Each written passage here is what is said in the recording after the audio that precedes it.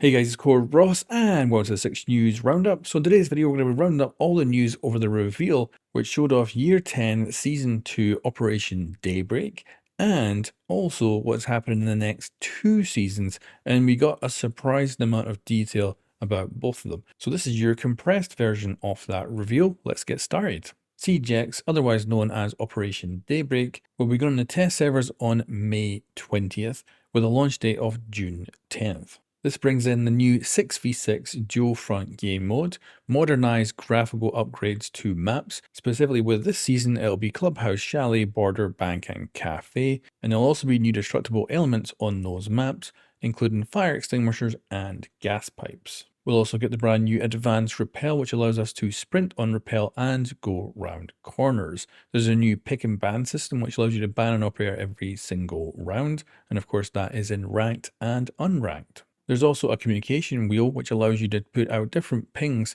asking for stuff like reinforced walls and such like that. It'll also show up in the text chat as well. There's also the inclusion of a weapon inspect, allowing you to look at your weapon and of course your skin in a much better way. There's also veteran rewards, which will give you rewards for every year that you've played Rainbow Six Siege. And then the unranked mode is returning with the deletion of standard. There's also going to be an overhaul of the audio system. Siege X also brings in a brand new menu as well, and you'll notice an entire rebrand of everything Rainbow Six Siege. And remember, this is an update to the game, not a new game. So if you own Siege, you also own Siege X. There's also going to be a new UI menu in-game, which will be an esports tab, and this will allow you to see when games are taking place. They're also re-adding in operator banter, which is operators will talk to each other during the preparation phase. Of course, you can probably switch this off, and this used to exist back in the day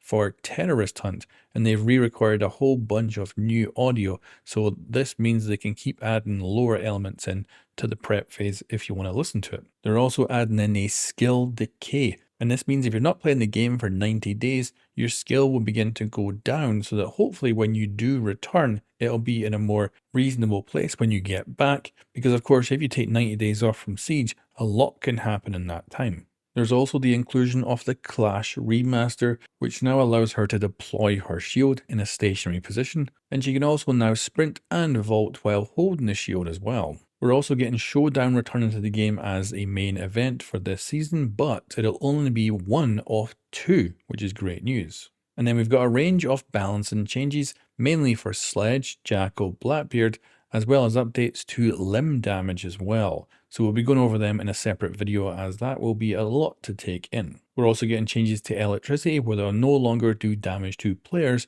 but it will destroy everybody's gadgets, so defenders and attackers alike. There's also improvement to momentum, which means if you drop off a ledge, you would normally stop moving for a second and then pick up pace again, whereas now you just have a fluid movement all the time. We've been given a sneak peek at the Battle Pass that is coming with the Siege X update on June 10th, and it includes bundles for Rook, Sledge, Jaeger, Pulse, Twitch, and Ash. And I'm pretty sure all of these operators are probably the most used in battle passes and easily have the most cosmetics out of all of them. But of course, they're also some of the most popular characters in the game. Now we do get to have a closer look at some of these bundles. So for instance, we see this Jaeger one with a gold X. And I presume there's actually going to be quite a lot of these X's throughout the entire theme of the battle pass for Siege X. And this Jaeger uniform and headgear will have matching weapon skins as well. There's also 2 animated skins in the battle pass as well, one of them being this charm which is called Vital Record, and it shows the heartbeat presumably of one of the operators in the game. And the style and colours of this make it look like it came right out of Rainbow Six Extraction. We also get a brief look at the Pulse bundle as well, and we can see that this matches the Jaeger one with the gold and black aesthetic. And we get a partial look at the Sledge bundle, which has a black and white overall color scheme. Now, one of the best changes coming to Siege X is that the statistics are actually coming back into the game and will be in your career page. And these look to be absolutely excellent. And the great thing is they actually show a select season menu, which goes all the way back to year 7. So at least you'll be able to go back at least that far to see what your stats were back in those previous seasons and compare it to current day. And they're also going to be using the KOST stats as well. This is kill, objective, survive, and trade. It's a better way of figuring out if you're doing well instead of just using something like kill to death ratio. They'll also have simple stats like most played operators, matches played, matches won, win rates, kills, assists, headshots, all of that. But you'll also have your specialists by round and win rate.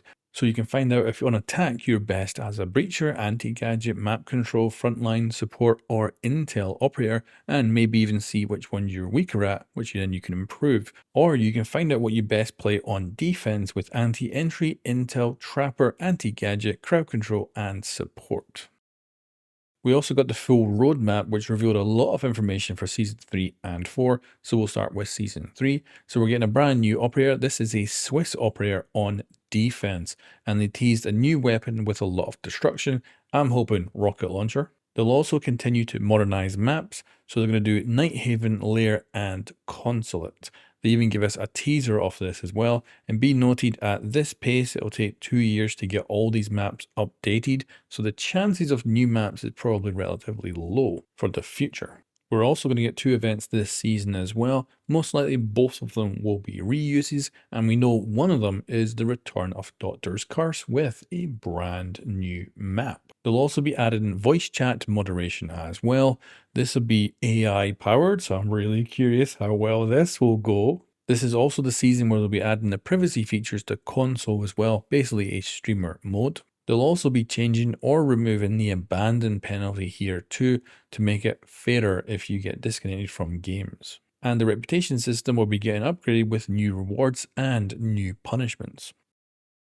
Moving on to Season 4, we're getting an operator remaster, and this is quite specific. They say it's an attacker, and it's one of the Pathfinder operators. That means one of the launch operators, and there is not many launch operators, so make your guess to which attacker is getting remastered. We're also going to be getting a brand new weapon, and this weapon will be going onto already existing operators, so this is really cool and not something we've seen before. And then we're getting a full map rework. They say that it's not currently in the ranked pool, and it will be getting added in with this rework. Now, they blew up Hereford Base and they took it out of the game, so I'm kind of thinking it might be Hereford Base that they're reworking. They'll also be modernizing 2 additional maps this season with Theme Park and Skyscraper, and they gave us a little teaser of these graphical upgrades, as of course these are currently being worked on right now. We're also getting ranked matchmaking improvements this season, but no details have yet been given on what this is. They're also going to add a brand new playlist, which is called Testing Grounds. And this is where you can jump in inside the live build and go test something they're thinking of changing. The first one to test out will be a speed and armor change. And you'll be able to go into the special playlist and just have a little mess around with it and see what you think. And then that feedback and data will be used to improve that feature. So it's kind of like a mini test server within the live build of the game, so console players can use it as well. And then the season has 2 events. One is brand new, and it is a year 10 anniversary event. So most likely this will be launched in December. And then we're potentially getting something very similar to Terrorist Hunt, and that is target drill moving targets. So this showed Deimos's men moving around the map, and they were moving using the AI developed by watching players use defenders. So this looked a lot like Terrorist Hunt, but will it play like that or not? We'll have to find out. And then they are also adding in AI teammates to the AI playlist. So this means that you'll be able to jump in and fight AI bad guys, but also on your team have AI teammates. So now you can play Siege without a single human playing with you, but it feels like you're actually up against human players, as the AI has been trained by the actual player base itself. Now, there's a few things we haven't gone over in today's video just to keep the length down, and this will be stuff like patch notes that'll be released later, and we can of course have dedicated videos looking at patch notes, testing stuff, and we'll be back with the Mythbusters series, of course. But let's jump into the conclusion and a little blah blah section. So let's have a kind of rating of all this. So the reveal for Operation Daybreak, pretty boring actually for me. I was kind of hoping that because they did nothing during Operation Prep phase, that they were going to come in with a whole bunch of kind of maybe crazy balancing changes for CJX and really kind of mess things up and change things. And they haven't. Everything is very mild. So I'm very surprised by that.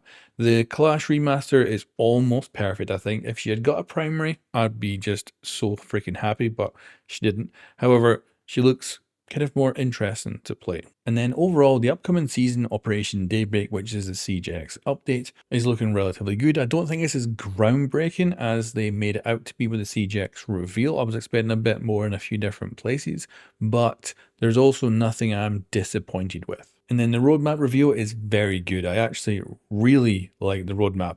So some of the main things is stuff that I like. So 2 events per season is, to me, perfect. And that goes back to many years ago where they would have a reused event and a brand new event. So I love the fact that we're bringing back the 2 events per season.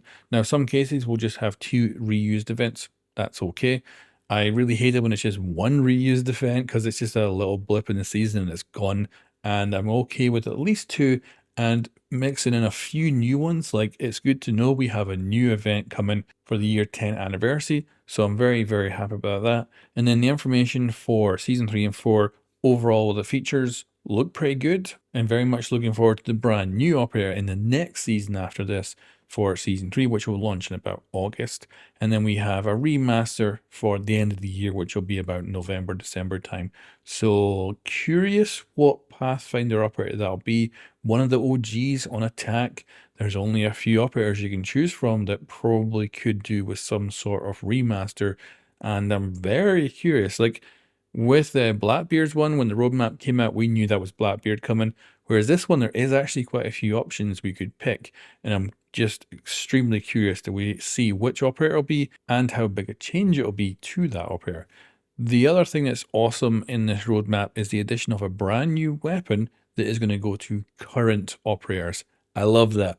And that really feels cool to actually mix up current loadouts with new weapons. And I'm really excited for that. So that's another good thing. But anyway, guys, that is a quick look at all the stuff coming with the rest of this year with the roadmap and, of course, season 2, 3, and 4. Anyway, guys, let me know what you think in the comments below, and I'll catch you next time.